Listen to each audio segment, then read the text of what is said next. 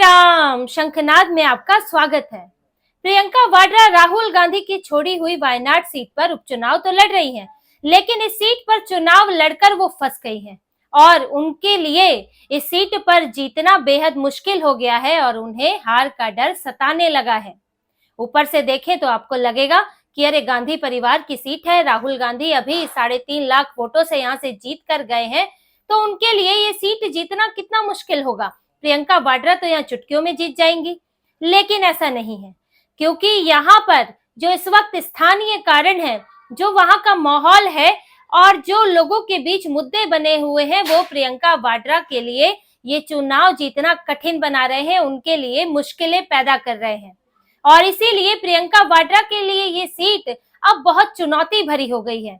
एक तो पहले वो जो है पहली बार चुनाव लड़ रही है, ये उपचुनाव जो है उनका पहला चुनाव है और गांधी परिवार के किसी उम्मीदवार, किसी व्यक्ति के लिए कोई भी चुनाव अगर वो हारता है तो बेहद शर्मनाक बात होती है। वो भी पहला चुनाव। प्रियंका वाड्रा को साबित करना है, उनके सामने राहुल गांधी के बराबर खड़ी होने की चुनौती है, तो उन्हें खुद को साबित भी करना है। बेहद मुश्किल सीट है और इसके अलावा 4 कारण ऐसे हैं जो प्रियंका वाड्रा के लिए खतरा बन गए हैं, उन्हें चुनौती दे रहे हैं, जिनसे निपटने की प्रियंका वाड्रा अभी से कोशिश कर रही है, लेकिन उनके लिए ये सबसे बड़ा सवाल है। ये 4 जो ऐसे कारण हैं और उनकी जीत में बड़ी बाधा बन सकते हैं। इन 4 कारणों पर बात करेंगे, लेकिन आप पहले प्रियंका वाड्रा की बेचैनी जानिए कि कैसे वो भी समझ रही हैं कि ये सीट उनके लिए कितनी मुश्किल है। इसीलिए जब वो पहली बार यहाँ पर उतरी, नॉमिनेशन करने आई, पूरा गांधी परिवार जुट गया।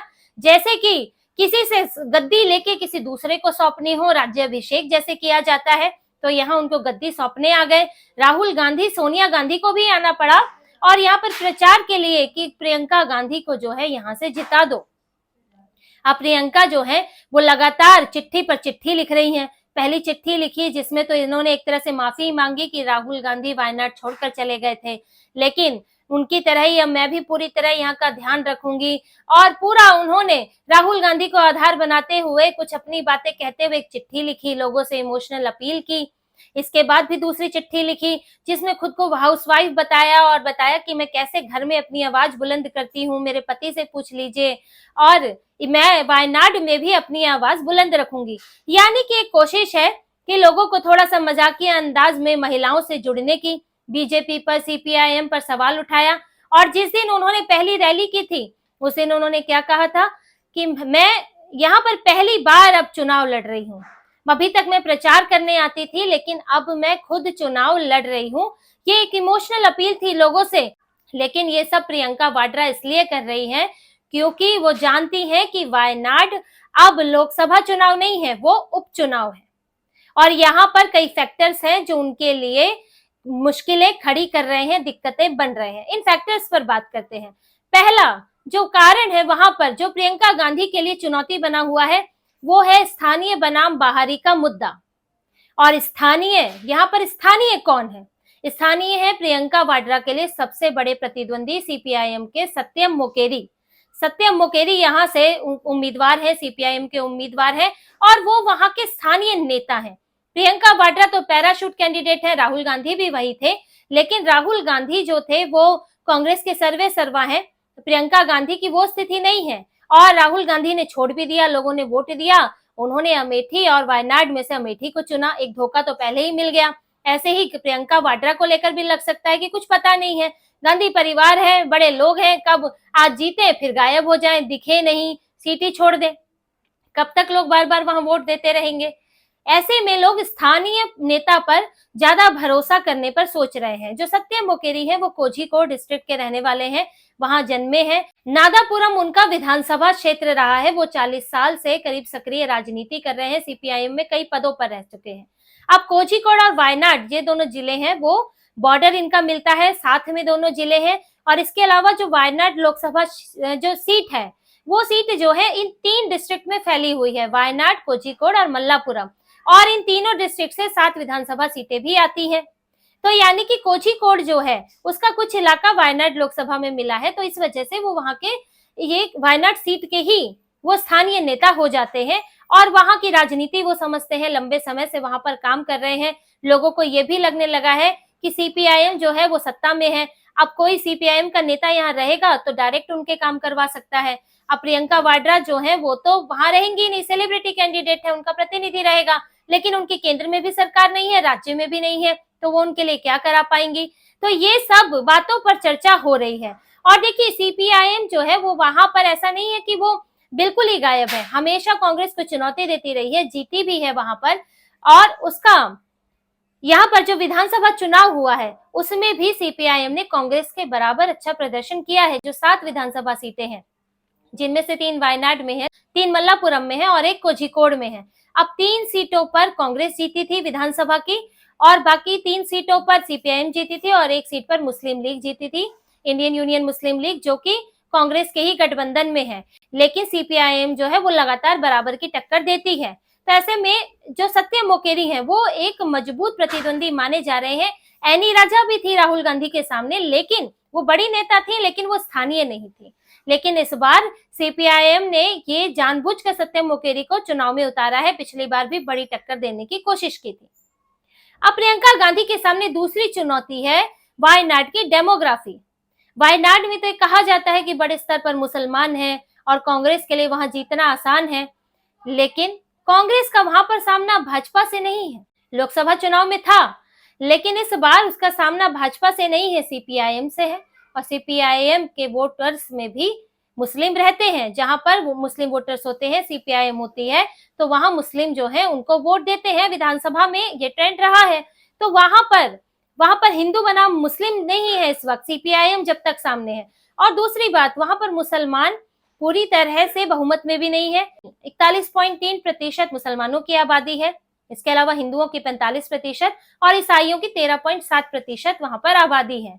अब सीपीआईएम को मुस्लिम वोट भी मिलता है, हिंदू वोट भी मिलता है और साथ में क्रिश्चियन वोट भी मिलता है। वही कांग्रेस के साथ है, तो कांग्रेस अब ये उम्मीद नहीं कर सकती कि पूरा मुस्लिम वोट जो है उसके पास ही चला जाएगा, और मुसलमान बहुमत में भी नहीं है तो हिंदू वोट भी तो बटेगा। तो जो कांग्रेस अब इस पूरे समीकरण पे नहीं चल सकती कि मुसलमान है तो वो जीतेगी ही, ये तय है। और प्रियंका वाड्रा ये बात जानती हैं, इसलिए वहां पर ये बहुत ज्यादा हिंदू मुस्लिम करने की बजाय वो दूसरी बातें कर रही हैं और जो राष्ट्रीय स्तर के मुद्दे से उसे जोड़ रही हैं। हार्मनी की बात कर रही हैं, सांप्रदायिकता की बात कर रही हैं, जबकि वहां तो वो मसला उतना है ही नहीं, क्योंकि भाजपा उनके सामने वहां पर मौजूद नहीं है।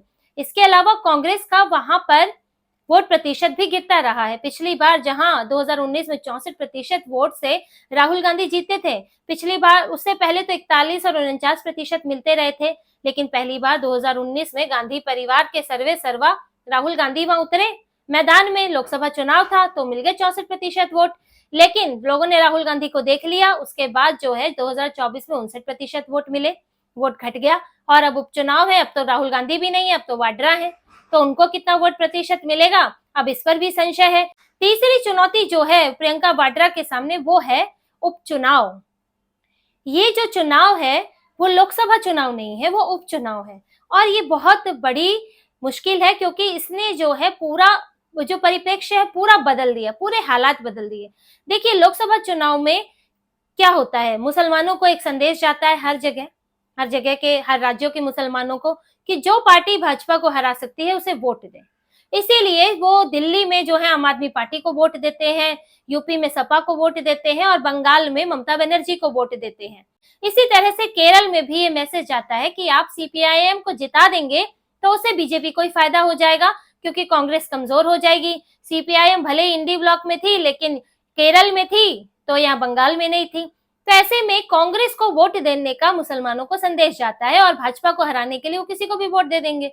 तो उन्होंने कांग्रेस को वोट दिया, जमकर राहुल गांधी को वोट पड़ा। लेकिन अब तो ये उपचुनाव है, अब तो नतीजे आ चुके लोकसभा के, और लोकसभा में भाजपा ने सरकार बना ली, एनडीए के गठबंधन ने सरकार बनाई है और इंडी गठबंधन सरकार नहीं बना पाया। लोकसभा चुनाव से पहले ये उम्मीद भी कहीं ना कहीं लग रही थी लोगों को कि इंडी गठबंधन भी सरकार बना सकता है। जो उनके समर्थक थे उन्हें लग रहा था कि अगर भाजपा थोड़ी और कमजोर हुई तो यहाँ पर इंडी गठबंधन को कुछ करीब बहुमत के करीब भी सीटें मिल गई, उसके आसपास भी मिल गई तो सरकार बन जाएगी। लेकिन अब तो जो होना था हो गया।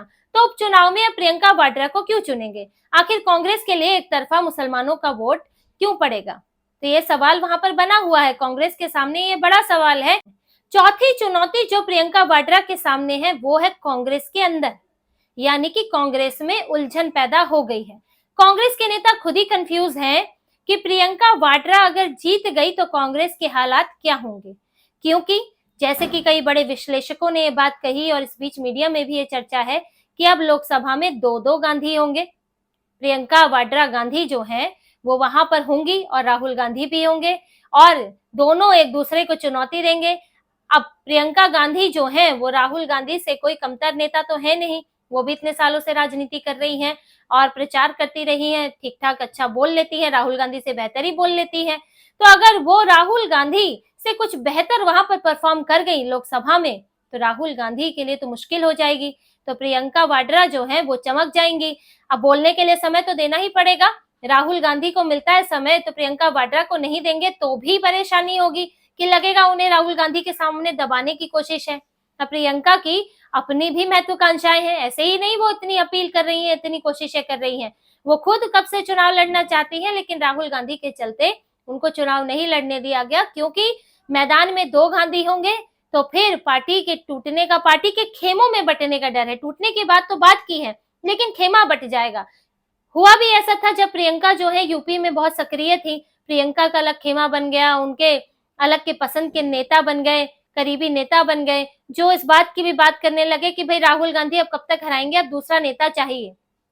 तो ये खेमा बन सकता है, लेकिन अब मजबूरी में प्रियंका वाड्रा को लाना पड़ा, वो लोकसभा में होंगी तो ये राहुल गांधी के लिए परेशानी हो जाएगी। और कांग्रेस के नेता अब इसी में कंफ्यूज हैं कि वाड्रा को लाकर, प्रियंका को लाकर क्या वो गलती तो नहीं हो रही है। तो कंफ्यूजन चल रही है नेताओं में, समर्थकों में, कि राहुल गांधी का समर्थन करें कि प्रियंका का समर्थन करें। तो इस कंफ्यूजन में ये भी बात आ रही है कि हो सकता है कि कांग्रेस के नेता ही पूरी तरह से प्रियंका के समर्थन में ना उतरे, क्योंकि ये बात बड़े नेताओं को, उनके भी जहन में ये बात है और निचले स्तर पर भी ये बात है कि राहुल गांधी से अगर प्रियंका, और ऊपर से अगर उनसे ज्यादा वोट से जीत गई किसी तरह, तब तो राहुल गांधी की बेइज्जती हो जाएगी। तो ये अंदरूनी तौर पर ये बात चल रही है और ये कंफ्यूजन में कांग्रेस में प्रियंका को नुकसान हो सकता है और इसीलिए अभी वो राहुल गांधी का सहारा लेती हैं, राहुल गांधी से अपने आप को एक पायदान नीचे ही बताती हैं, क्योंकि फिलहाल उन्हें जीतना है। तो ये चार जो चुनौतियां प्रियंका वाड्रा जो हैं, जो जिनके साथ वो चुनाव लड़ने वाली हैं, उपचुनाव लड़ने वाली हैं, ये चुनौतियां उनके ऊपर भारी भी पड़ सकती हैं और इसीलिए वो एड़ी चोटी का जोर लगा रही है। वहां पर जाना, रैली करना, अभी तो वहां पर वो हर जिले में जाएंगी, उन सीटों पर भी जाएंगी जहां वो हार गई थी कांग्रेस, जो विधानसभा में सीपीआईएम के पास है, और मुस्लिम लीग को भी काम पर लगा दिया है, उनको भी साथ में मंच पे बुलाया जाता है ताकि मुसलमानों का वोट कंसोलिडेट हो सके। तो पूरी कोशिश हो रही है, लेकिन पूरी चुनौती भी मिल रही है, उनके सामने उम्मीदवार मजबूत है और ये सीट पर अब मुकाबला दिलचस्प होगा और देखने वाली बात होगी कि प्रियंका वाड्रा क्या अपने पहले चुनाव में सफल होती है, क्या वो, नहीं तो वो फिर जो है सिर्फ प्रचार के काम में जाकर लग जाती है। तो इसी तरह की और खबरें और विश्लेषण आपके लिए लाते रहेंगे, हमसे जुड़े रहिए, सब्सक्राइब कीजिए, कमेंट कीजिए। बहुत बहुत धन्यवाद। जय श्री राम।